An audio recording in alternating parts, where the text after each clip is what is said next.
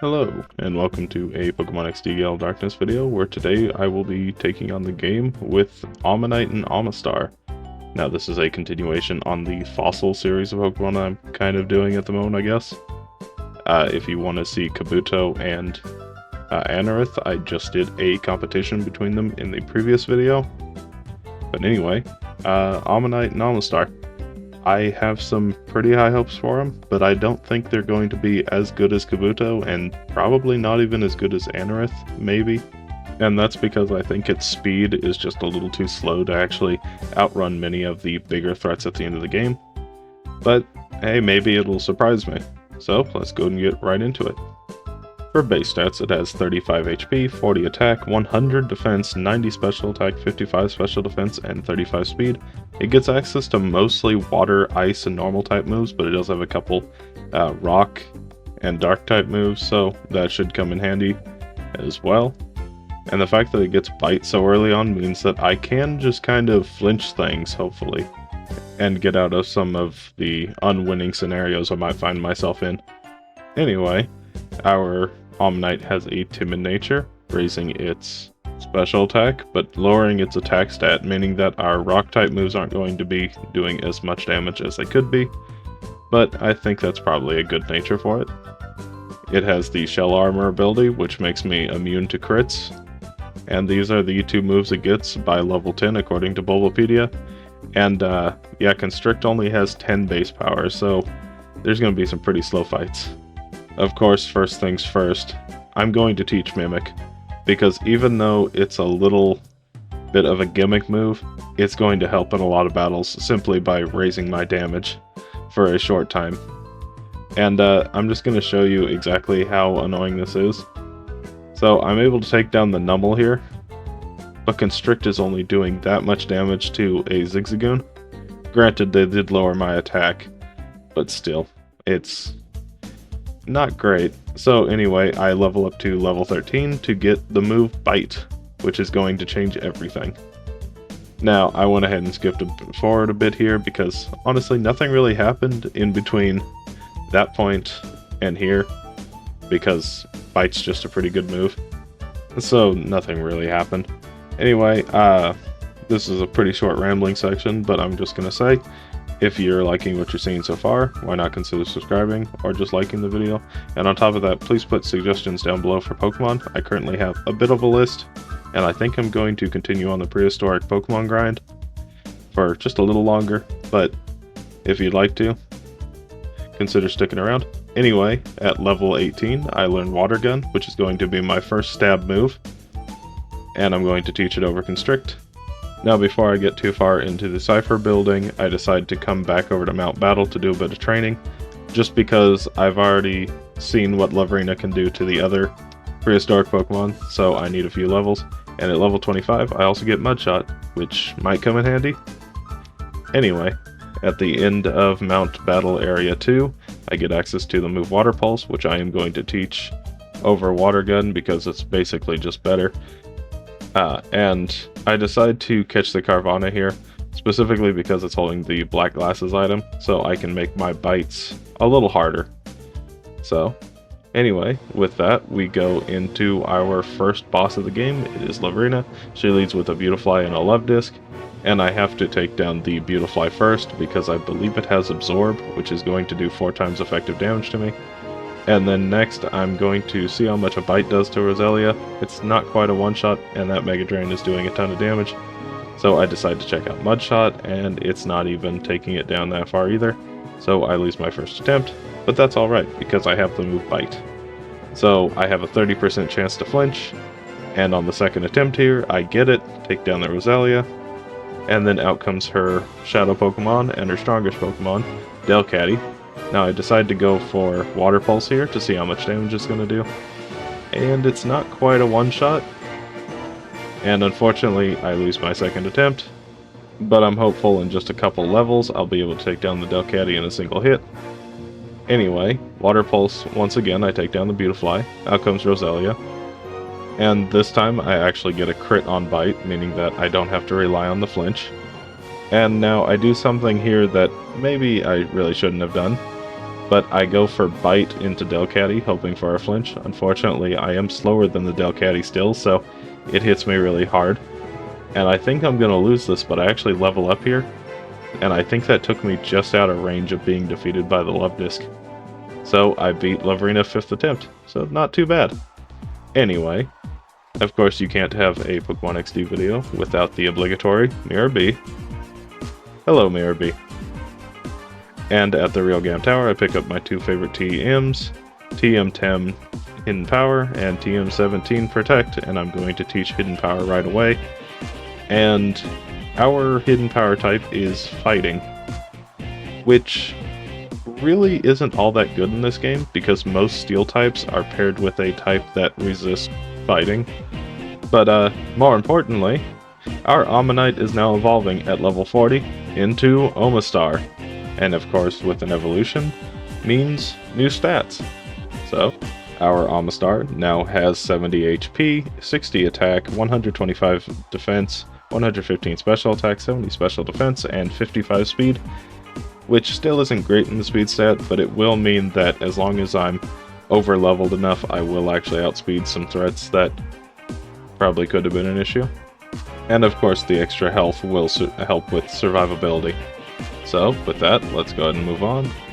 Before I take on the next boss, though, I'm going to teach the move Ice Beam, which is going to be another staple on this, and I decided to just get rid of Mudshot.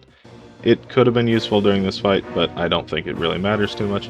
And I should mention that this is actually a second attempt right here, because the first attempt is basically this, but I lose at the very end.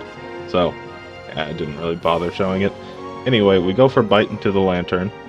I hope for a flinch on the first turn, and then I took down the Quagsire, which luckily missed a Rock Tomb, so it didn't lower my speed. I am slower than Lunatone though, so I do have to deal with Fruity Pebbles raining from the sky. I'm able to take it down in a single hit though. And then out comes Metang and the Castform. I'm able to one-shot the Metang and Fruity Pebbles rain, and I take down the Castform and beat him second attempt, so pretty good. So moving right along to the next boss of the game, I decide to teach Protect over Hidden Power just so I don't get paralyzed right off the bat by Spark. Unfortunately, I am still slower than the Electrode, but it doesn't get the paralysis anyway. I'm able to take it down in a single hit. Out comes Vileplume, and now that I have Ice Beam, Grass types really aren't an issue anymore, so I'm able to take it down in a single hit. Out comes Whiscash, and I go for Bite into it because I don't think it's going to be a one-shot with Water Pulse. It also has Spark, but luckily I don't get paralyzed this time either. Whiscash goes down, and then out comes its last Pokemon, Skarmory. And a Water Pulse might be able to take it down in a single hit. It does. And then last is Nuzleaf, and I go for Ice Beam to take it down. So that's a first try Gonzap. Pretty good. Anyway, I just wanted to highlight this little battle right here, because at the moment I don't have any moves that can take down the Shedinja. However, at level 55, I actually get access to the move Ancient Power, so it perfectly lined up for me to teach Ancient Power to take down the Shedinja here. And on top of that, Ancient Power is just a really good move in general, especially for the final boss, because about half of his Pokemon are actually weak to rock, so I'm going to keep this move for the rest of the run. And goodbye, Shedinja. No swagger today. Anyway, we move right along to Gorgon, the next battle of the game. And I'm actually able to take down the Celio in a single hit with Ancient Power. Out comes Slowking. Now, I don't think this will be a one-shot. However, the Lairon actually uses Earthquake, so I think it's put it in range to be taken down. And no, not quite. Okay. Well, I go for Protect here, Iron Tail, Water Pulse, and now I'm able to take it down with Ancient Power. And then out comes his Ursaring. And I'll be honest, I just wasn't paying attention here.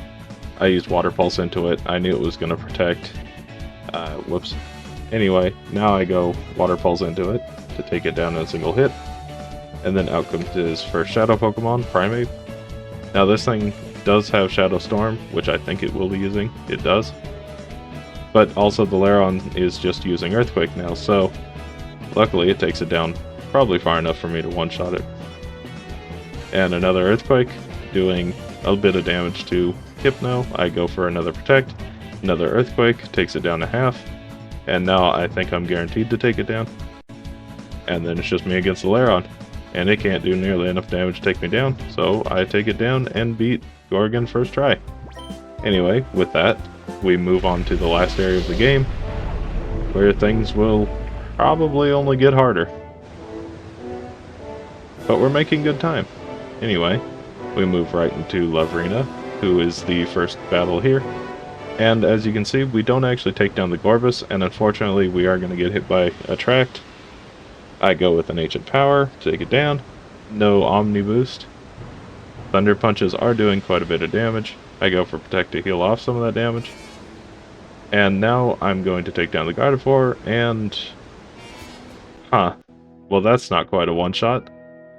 Okay, well that's a little unfortunate. Anyway, I take it down. Out comes Farfetch'd. And Roselia goes for a Magical Leaf and takes me down. Okay, well that's alright. This is now the third attempt. I actually got an Omni Boost. Attract comes out. And I can't move. And I become confused. And I hit myself. And I hit myself again. And I hit myself again. Okay, well that was just very unfortunate. Anyway, if you thought that was bad, this is actually attempt number 8. Yeah, this one definitely took a while, and that's simply because Attract was being a nuisance, and I did try to just rush it a few too many times. I should have just leveled up from the start to try to take down the Gardevoir in a single hit. And as you can see, even still, I can't take it down in a single hit, unfortunately. So, I go for Ancient Power to take it down. Don't get the Omni Boost. Out comes Farfetch'd. And as long as it doesn't hit a Shadow Panic, which confuses me, I think I'm fine. I go for Ice Beam into Roselia, take it down. Out comes Altaria, her strongest Pokemon, and unfortunately, I do get confused. But hopefully I don't get some terrible luck. Now I decide I need to take down the Altaria first, because Leech Seed is going to be doing quite a bit of damage to me. Luckily, I think it's only going to be one shot before I can take down the Farfetch'd, and it goes down. So that took quite a few attempts. And here we move on to Snaddle, who should be pretty easy, I think. I'm able to take down the Quagsire in a single hit. I go for Protect this turn, just to heal up a bit. I go for Water Pulse to take down the Tang. I get a crit, I'm not sure if that mattered. Out comes Solrock. Hopefully I'm faster than it, which I am, so I'm able to take it down without Fruity Pebbles. Steel Wing really isn't doing that much damage to me, so I can basically heal off all of its damage every turn. I go for Water Pulse to take down the Castform, and then out comes the biggest threat, because if I can't outspeed it, it's going to be doing quite a bit of damage to me. So I go for Protect here, heal up as much as I can. I go for Ancient Power, and actually that's not doing too much damage. And it might be a 2-shot. I go for another Protect. Ancient Power comes out again. And it survives on just a sliver. Okay. Well, I should be able to take it down this turn. So I go for it. And if I get an Omni Boost, there's a good chance I can survive a Steel Wing. Okay, well that's alright. Second attempt should do it. So Ice Beam the Quagsire just as before. Out comes Scizor, Thunder Punch. It paralyzes me. Okay, third attempt. This is the one, right? So I went ahead and just skipped to the end because honestly, it's the exact same battle as the first. Except I've leveled up a level, so now I actually 2-shot the Starmie instead of 3. And I Water Pulse the Scizor to take it down. So third try, not bad. And we move on to who I think will probably be the hardest fight, because he generally gives special attackers a lot of difficulty. Anyway, I take down the Alakazam right away. The Swallow did set up Shadow Sky though, so Fruity Pebbles will be doing damage. And it goes for Shadow Half here, which halves its own health and also halves Kingdra's health. Which means that I'm guaranteed, I think, to one-shot the Kingdra. Which I do. Okay. Out comes the Heracross. And this thing might actually be a bit of a threat. And Swallow goes for Shadow Half again. Okay, well, I take down the Heracross in a single hit. Out comes Electabuzz. Now this thing is actually kind of scary. So I'm going to go for Ice Beam here. And unfortunately it's not a one-shot, but it freezes. Okay, that's actually huge, because I think otherwise I just lose right here because it's going to be doing enough damage to take me down. Anyway, Swallow went for Shadow Half again. Huh. Well, anyway, I decide to protect here just to get a bit more health back. And I do something maybe a little risky. I decide to take down the Swallow this turn. And that's because I think I can take the Shadow Inns fairly well. So here's to hoping I can take it down in a single hit. And eventually I decide to attack it, and I actually get a crit, so I beat him first try, with a decent amount of luck. Anyway, moving on to the next trainer, it's Gorgon once again. And I get the Omni boost on the first Ancient Power, which is nice. I'm able to take down the Earth Ring. Out comes Aggron. Slowking uses Psychic. And I go for Ancient Power again. Take down the Slowking, and get a second Omni boost. Okay, if I lose this, that's 100% on me because I'm +2 in every stat. Anyway, I take down the Walrein in a single hit. Earthquake comes out, and that's super effective damage. I go for Ancient Power, and I realize that Poliwrath is a fighting type. I thought I taught myself that, but apparently not. I go for Water Pulse to take down the Poliwrath, and then out comes Mr. Mime, who probably will get taken down in a single hit. I go for Water Pulse and get a crit. Okay, well, that's quite lucky, but I think it didn't really matter. And now I know for a fact I can one-shot the Aggron, so that's another first attempt. This is going pretty well. So, moving on to the next trainer, Eldis. I think he's not going to be too big an issue because most of his Pokemon are actually weak to Ice. So, he really shouldn't be too difficult unless I get outsped by basically everything. So I go for Protect here because it seems that the Ninjask is just going to go for Dig every turn.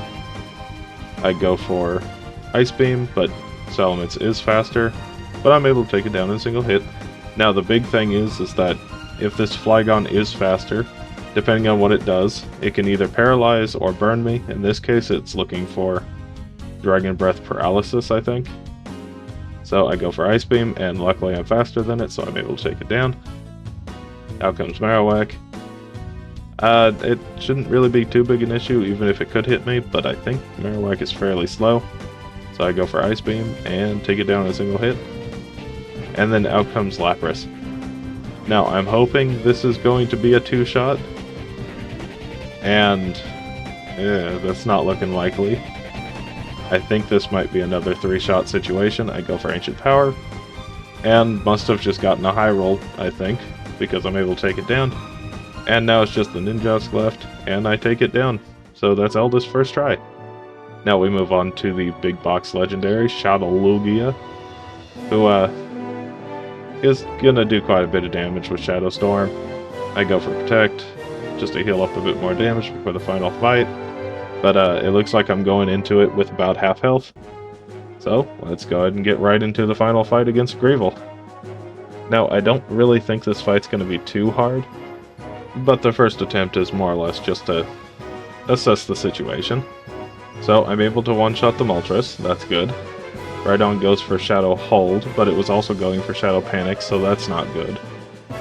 Luckily, I am able to take it down in a single hit. And crit's not necessary. Out comes Tauros. Shadow End hits, not doing really too much damage to me. I go for Water Pulse. I am slower than the Tauros, that's a bit unfortunate. Water Pulse is able to take it down though. Shadow Hold, so no damage this turn. And now for the big thing, I need to see how much damage Ancient Power is going to do against the Articuno. And it's not even a one-shot. Okay. So, I decide, let's just go ahead and use all my rare candies, and let's go back into it. So I'm now level 78, and I have a feeling this is going to be the last battle, simply because I should be able to one-shot most things. Anyway, I'm actually faster than the Tauros now, so that's good. No Shadow Sky, out comes Articuno once again. Lucky miss. Ancient Power takes down the Articuno, out comes Zapdos. And I think this battle is basically over. Another lucky miss. A crit. Not sure if it was necessary, but definitely good to see. And with that, I have beaten the game with Omastar. And you know what? Other than the very beginning, that was surprisingly smooth. In fact, I think that might have been smoother than Kabuto. But let's go ahead and look at the facts. So in terms of finishing time, it finished at 10 hours, 23 minutes, and 46 seconds, which is actually 10 minutes faster than Kabutops. However, its end level was 6 levels higher, which I won't really hold too much against it, because I think it probably could have done it a few levels lower, but still higher than Kabutops. And it got 25 faints throughout the game, whereas Kabutops only got 15. So I think with that being said, I think I'm just going to give the slightest edge to Kabutops. I wasn't expecting these two to be very comparable, but apparently they are, much more than I thought Anorith and Kabutops would be. So I guess that's good to see. Honestly, I think the big difference is while Kabuto could do more damage earlier on in the early game, it just didn't have a very strong move to use, whereas Omanyte got access to Bite at level 13. Yeah, it had to deal with Constrict early on, but once it got Bite, it just blew through the early game. It just had a lot of problems because of its low speed, which made it just lose to a lot of random trainers and bosses. So, with that being said, thank you so much for watching. If you liked the video, consider subscribing and liking. And please, comment suggestions down below. I think I might be doing Aerodactyl next, because I think that sounds the most fun. And honestly, I think it'll probably do the best out of all the prehistoric Pokemon. So, with that being said, bye.